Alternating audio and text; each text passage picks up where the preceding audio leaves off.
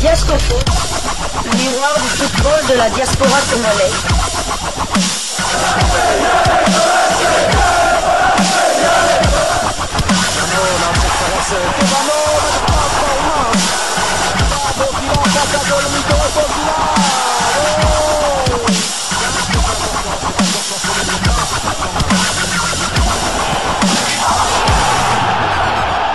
Diascofoot, le miroir du football de la diaspora congolaise.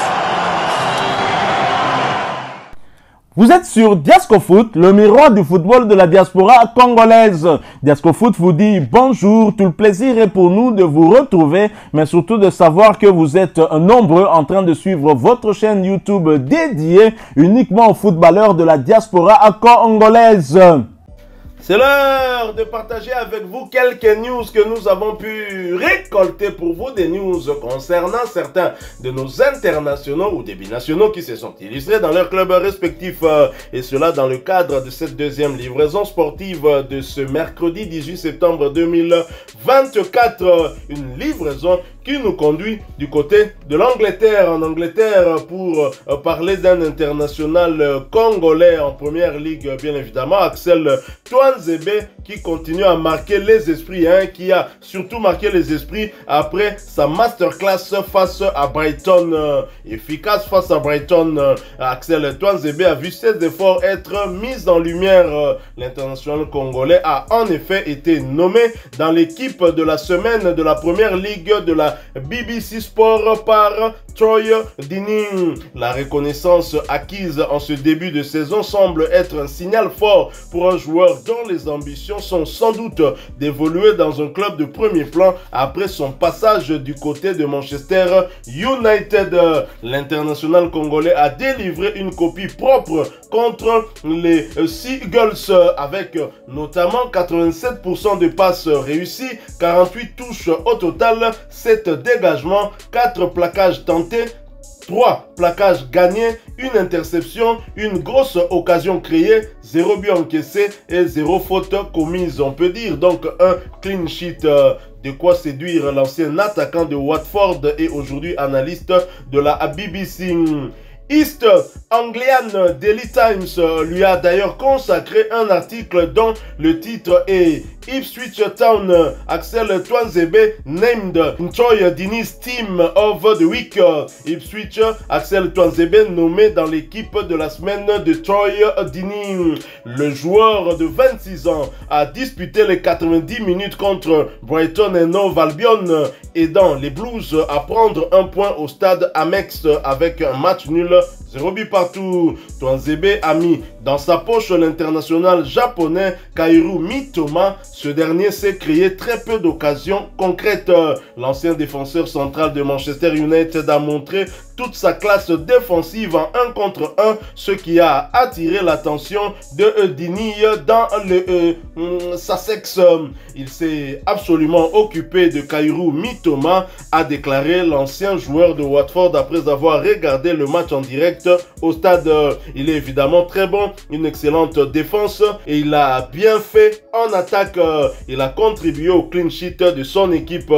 Deeney a mis le duo de Brighton, Jan Paul et Van Eyck et Carlos Baleba à ses côtés, bien que le gardien de Town, Arijane Muric, ait été laissé de côté malgré sa performance d'homme du match contre les Seagulls. Robert Sanchez de Chelsea a été sélectionné à la place.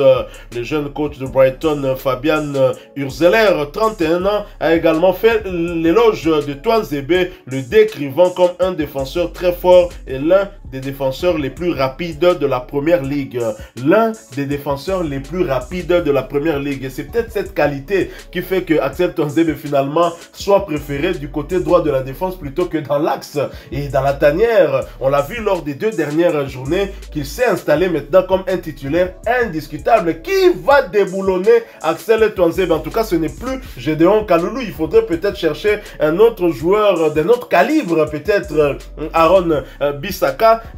Êtes-vous étonné, êtes-vous surpris qu'Axel Tuanzebe, en première ligue quand même, où on a des défenseurs comme Kyle Walker, nous avons beaucoup de défenseurs, mais qui se retrouvent dans l'équipe type, certes, c'est l'équipe type du média BBC, hein, et surtout de l'analyste, ancien attaquant de Watford, Troy Deeney, mais quand même, hein, qu'il ait cette lecture par rapport à la prestation du joueur congolais dont les attaquants ont du mal, en tout cas, à le mettre en vent, à le dribbler. Tout à fait. Bon, je n'ai pas encore la stat définitive de la 4e journée, mais je sais que lors des 3 premières journées, c'était le défenseur qui aucun joueur n'avait pris le dessus à le dribbler. Alors que lors de la première journée, c'était contre Liverpool. Ipswich n'a pas eu un début de saison facile. Hein. C'est vrai qu'ils ont enchaîné avec 2 matchs nuls contre Fulham et contre Brighton à Albion. Mais la première journée, Liverpool. Deuxième journée, Manchester City. Première journée, un client en la personne du Colombien, Luis Diaz. Deuxième journée, Jérémy Doku et Greenwich, je crois l'international anglais. Ce ne sont pas des clients. Et ces grands joueurs n'avaient pas su dribbler Axel Tuanzebe. C'est une vraie pioche. C'est vraiment la pioche pour moi qui peut aussi apporter un plus hein, du côté de la tanière. On sait que Chancel même n'est plus de toute jeunesse, donc c'est quelqu'un qui peut facilement prendre le dessus sur son opposant direct, et on l'a vu parce que Mitroma c'est quand même un des joueurs les plus le plus dangereux à son poste, le japonais, du côté de la première ligue anglaise. Tout à fait, et Axel Tuanzebe qui débute très bien cette saison, hein, mais bien évidemment en première ligue, il ne peut pas être surpris, lui qui a fait partie de l'effectif de Manchester United. Aston Villa aussi. Donc là, il fait un retour hein, avec un club promu, mais un club promu qui a eu quand même du mal en ce début de saison avec les 2 premiers matchs contre des cadors, hein, notamment le tenant du titre Manchester City, mais il a su s'en sortir sur un plan individuel. Et on a vu que les 2 derniers matchs, c'était quand même des matchs nuls, et surtout ce dernier match nul sur le terrain de Brighton, ce n'est pas rien. Axel Tuanzebe, ce nom est de plus en plus cité, hein, et c'est une très bonne chose. On pense qu'il restera dans cette dynamique, et dans la tanière, il est aussi en train peu à peu de prendre ses marques. C'est vrai qu'il est critiqué pour son apport offensif. Il faut comprendre qu'Axel Tuanzebe est à la base un défenseur central. On l'utilise sur le côté plutôt pour dépanner, mais visiblement Sébastien Desabre a fait un choix. Il sait qu'Axel Tuanzebe est physique, hein, est très physique, et il est aussi très rapide. Donc un joueur qu'on ne dribble pas aussi facilement, ces qualités-là pour un entraîneur qui cherche d'abord à préserver ses buts, je ne pense pas que Sébastien Desabre pourrait changer de sitôt hein, cette hiérarchie dans la tanière, une hiérarchie qui se dessine désormais maintenant avec un Axel Tuanzebe sur le côté. De l'autre côté, Arthur Masuaku. Arthur Masuaku, on dirait, il commence à avoir débat hein, entre lui et Joris Kaimbepo. Match. Hein, mais dans l'axe central, c'est clair que Chancel Mbemba et Enoch Inongabaka dans la tête de Sébastien Desabre font très clairement l'unanimité. Donc nous sommes très fiers d'Axel Tuanzebe. Moi, Naya Bunya, hein, Bunya na Est, la République démocratique du Congo, côté à la frontière, na Ouganda, Kuna, et donc, Arlo Bapé Lingala, très bien. Talaka Bangba Nemi, Soba Mimi Français ou Nanéni, Lingala, à Betipé Lingala, normal. Félicitations à ses parents d'ailleurs, hein, j'imagine qu'il parle aussi Swahili, je l'espère en tout cas, puisque c'est un Swahiliphone, hein, j'imagine, hein, puisqu'il est né de ce côté-là. Alors, donc nous sommes très contents de le voir à ce niveau, et espérons que les autres coéquipiers dans la tanière pourront aussi hausser leur niveau. C'est dommage que en première ligue, ils étaient 2 hein, à très bien débuter cette saison. L'un s'est malheureusement blessé. Tout à fait, c'est Yohan Wissa qui sera probablement indisponible pour les 2, si pas le reste des éliminatoires de la CAN 2025 qui aura lieu du côté du Maroc. C'est vraiment dommage pour lui. Mais c'est vrai qu'en jouant dans une équipe qui va sûrement jouer le maintien, comme Axel Tuanzebe est quand même l'une des révélations de cette équipe. C'est un défenseur qui ne se fait pratiquement pas dribbler. Je pense que comme latéraux, ils sont 2. Lui et Fernand Mendy du Real Madrid. Ces 2-là ne se font jamais dribbler.